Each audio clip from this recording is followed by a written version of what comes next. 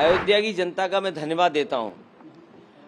अयोध्या की जनता का दुख दर्द आपने भी समय समय पर देखा होगा। जब लैंड एक्विजिशन करने के लिए आप चले तो आपने दबाव बना करके, झूठे मुकदमे लगा करके उनसे जमीन छीन ली। आप किसी पुण्य काम के लिए आप गरीबों को उजाड़ रहे हैं। राष्ट्रपति उसी को शपथ पे बुलाएंगे, फिर गिनती बदल जाएगी, फिर कोई और शपथ देगा। ये क्या बात हुई? उत्तर प्रदेश की जनता ने मुद्दों पर वोट दिया और जनता के मुद्दों पर चुनाव हुआ।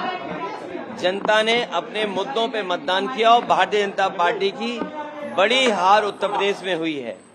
जहां तक सरकार बनने का ना बनने का है, सरकारें बना करती हैं, सरकारें गिरा करती हैं।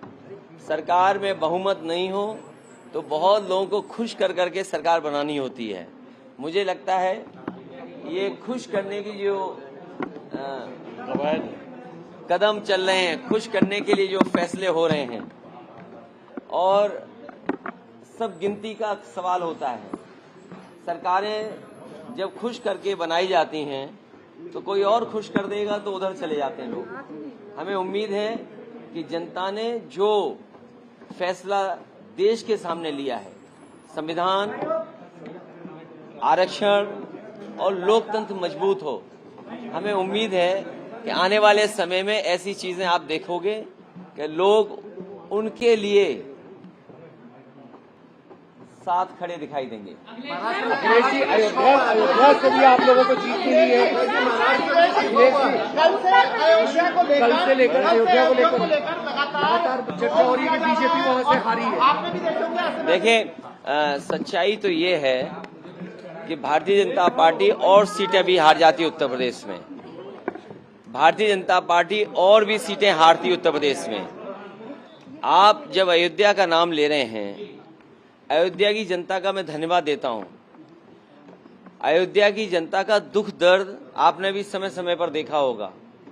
उन्हें जो उम्मीद थी वहां की जनता को, जिस तरह के सरकार का कामकाज था, लोगों को मुआवजा नहीं दिया सही जमीन का, लोगों के साथ अन्याय किया, आपने मार्केट की कीमत से जमीनें नहीं ली उनकी। जब लैंड एक्विजिशन करने के लिए आप चले तो आपने दबाव बना करके, झूठे मुकदमे लगा करके उनसे जमीन छीन ली। न जाने कितने व्यापारियों को आपने दुख संकट पहुंचाया जो 100-100 साल से रह रहे थे, 100-100 साल से लोग रह रहे थे। ऐसे भी परिवार हैं जो अपनी गाय भैंस के साथ, जानवरों के साथ 100-100 साल से रह रहे थे, आपने उन्हें उजाड़ दिया। आप किसी पुण्य काम के लिए आप गरीबों को उजाड़ रहे हैं। तो इसीलिए मैं समझता हूं अयोध्या और आसपास की जनता ने भारतीय जनता पार्टी के खिलाफ मतदान किया। मुख्यमंत्री आ जा रहे हैं, योगी आदित्यनाथ दिल्ली आ रहे हैं सर, उनको तलब किया गया। तो अगर दिल्ली आ रहे हैं तो मेरा आपसे निवेदन है, दिल्ली में रोक लो, यूपी क्यों भेजते हो वापस? सर, अब आपकी सीट जो विधानसभा की सीट है, उससे कौन चुनाव लड़ेंगे? हैं? आपका मन हो तो बताओ, हम लड़ा दें आपको भी। अभी कोई स्थिति आप देखते हैं इंडिया गठबंधन की? मैंने आपसे कहा कि खुश करने से सरकारें बन रही हैं, तो कोई खुश और भी कर सकता है। सर, कल खड़गे जी ने कहा वेट एंड वॉच। अभी उम्मीद बाकी है। कल खड़गे जी ने कहा वेट एंड वॉच। लोकतंत्र में और गिनती जब होती है तो आस और उम्मीद कभी खत्म नहीं होनी चाहिए।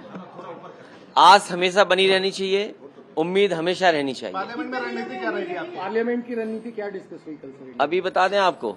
बिल्कुल सर। सर, अभी तक उत्तर प्रदेश में हार की जिम्मेदारी भारतीय जनता पार्टी में से किसी ने नहीं लिया है। मैं एक बार फिर अपने मीडिया कर्मियों का धन्यवाद देता हूं, क्योंकि जो मैं लगातार कहता था कि मंत्रिमंडल बदल जाए, मीडिया मंडल बदल जाए, कुछ चीजें नहीं बदल पाई हैं।